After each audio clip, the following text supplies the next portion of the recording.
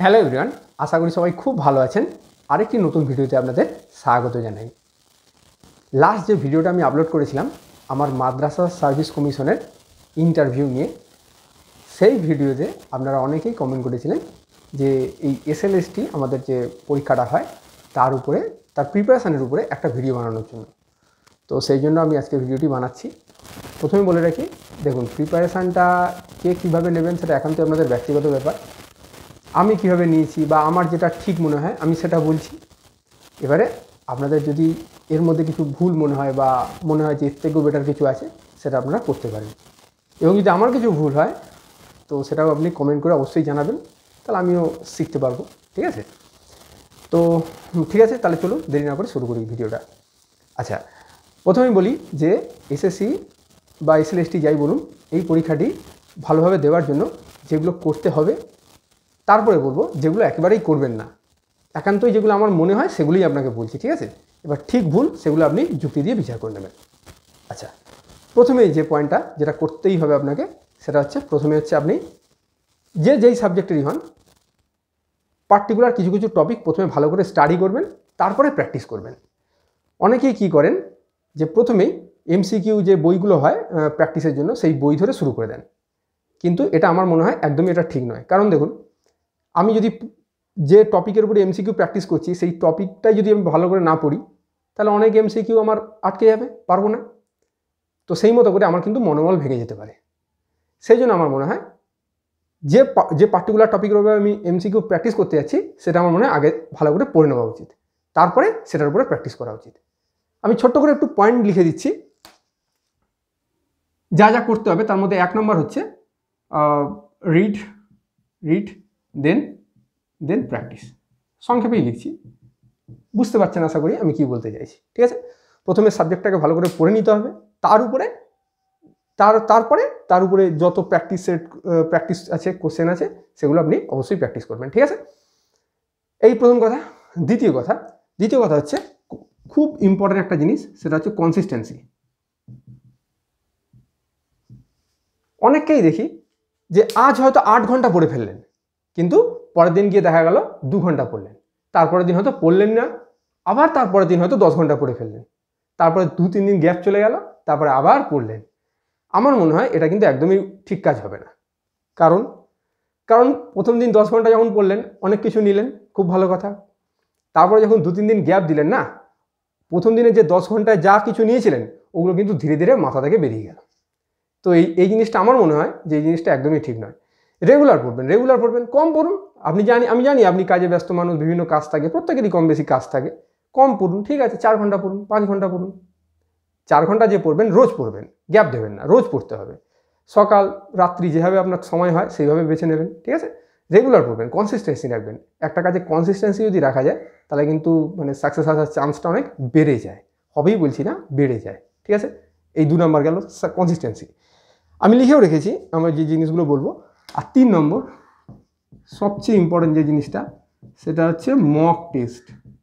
এটা কিন্তু মিস করা একদমই যাবে না। আপনি যদি আমার কথা বলেন, আমি কিন্তু পরীক্ষার আগে প্রচুর মক টেস্ট দিয়েছিলাম। কীভাবে দিয়েছিলেন যদি জিজ্ঞাসা করেন আমাকে, তাহলে বলি, আমি একটা বই কিনেছিলাম। সেই বইতে মোটামুটি ধরুন, অতটা মনে নেই ঠিক, মোটামুটি 20টা তো ছিলই, 20টা তো মক টেস্ট ছিলই। ঠিক আছে? আমি দিনে 2টো করে দিলাম। ধরুন সকালে ধরুন 1.5 ঘন্টা করে পরীক্ষা হয়, তাহলে সকালে হচ্ছে ধরুন 10টা থেকে 11:30 অবধি একটা দিলাম।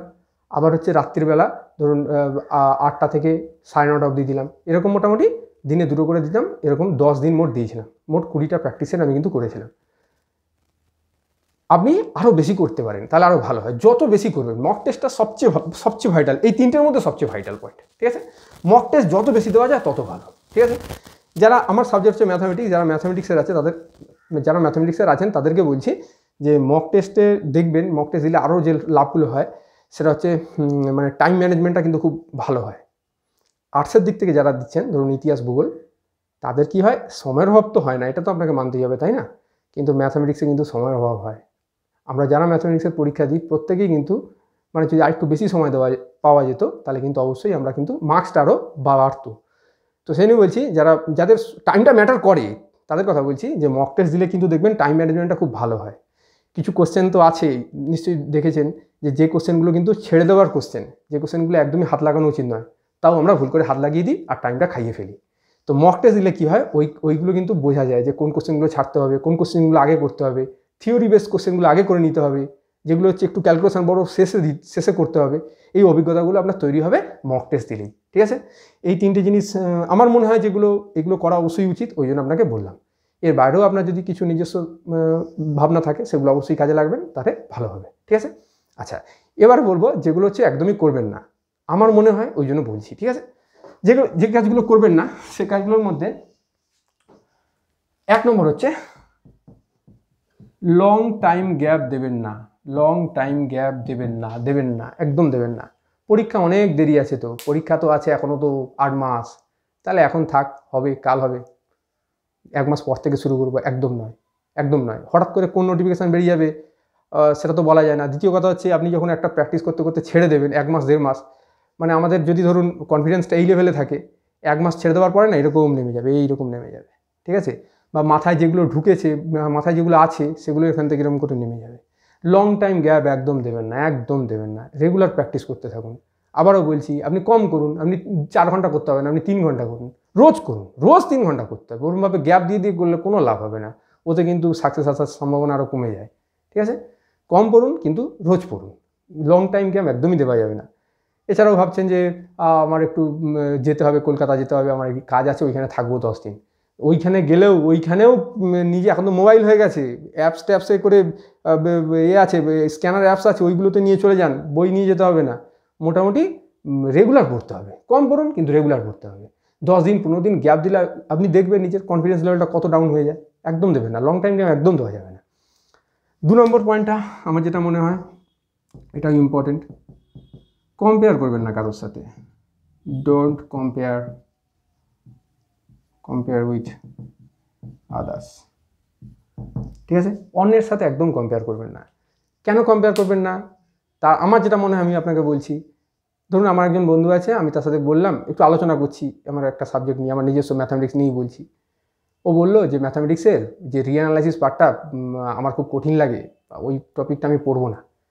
তাহলে আমার মনে হয় ও যখন পড়ছে না তাহলে আমিও পড়ি না, হয়তো ওটা সত্যি কঠিন। কিন্তু বিশ্বাস করুন, যারা ম্যাথামেটিক্সের আছে জানেন অনেকেই, মানে সবাই জানেন, অনেকেই না, আমার থেকে বেশি জানেন। রিঅ্যানালাইসিসটা কিন্তু খুব সুন্দর, মানে একটা মানে কী বলবো, হয়তো একটু কঠিন, না বলছি না, বাট খুব সুন্দর, মজা আছে, সব থেকে বেশি মজা। এসএসসি সিলেবাসের যত টপিক আছে তার থেকে সবচেয়ে বেশি মজা হচ্ছে রিঅ্যানালাইসিসে। ঠিকঠাক করে যদি বুঝে পড়া যায়, যদি তার জিওমেট্রিটা বোঝা যায়। জিওমেট্রি না বুঝে শুধু যদি আমরা ডেফিনেশন মুখস্থ করে যাই তখন কিন্তু বাজে লাগবেই। ঠিক আছে, এটা যদি একটা উদাহরণ দিয়ে বলি তাহলে আরও ভালো বুঝবেন। ধরুন আমাদের কোন জিনিসটা খারাপ লাগে, কোন জিনিসটা ভালো লাগে, রান্নার দিক থেকে যদি বলি, অনেকেই বলবেন হয়তো আমার এই পার্টিকুলার সবজিটা খারাপ লাগে, আমার হয়তো চিকেনটা ভালো লাগে। তাহলে আমি তাদেরকে একটা কথা বলছি যে সবজিটা যখন রান্না হলো, ঠিকঠাক রাঁধুনি যদি হয়, সঙ্গে সঙ্গে খেয়ে দেখবেন তো কেমন লাগে, একদম তাড়াতাড়ি সঙ্গে সঙ্গে রান্না হবে, তৎক্ষণাৎ খেয়ে দেখবেন। আর একটা জিনিস, মাংস রান্না হলো, সেটাকে 10 ঘন্টা পরে খেয়ে দেখবেন তো কেমন লাগে। তার মানে জিনিসটা খারাপ নয়, সবজিটা খারাপ নয়, আমরা কিন্তু আমাদের নিজেদের দোষে ওটাকে খারাপ করে ফেলি। আমরা সঙ্গে সঙ্গে খাই না, ঠান্ডা হয়ে গেলে বাসি খাবার খাই, তখন তো খারাপ লাগবে, তাই না? তো জিনিসটা খারাপ নয়, সবজি হলেও জিনিসটা ভালো, রান্না যদি ঠিকঠাক করা যায় আর ঠিকঠাক টাইমে যদি খাওয়া যায় জিনিসটা ভালো লাগবে।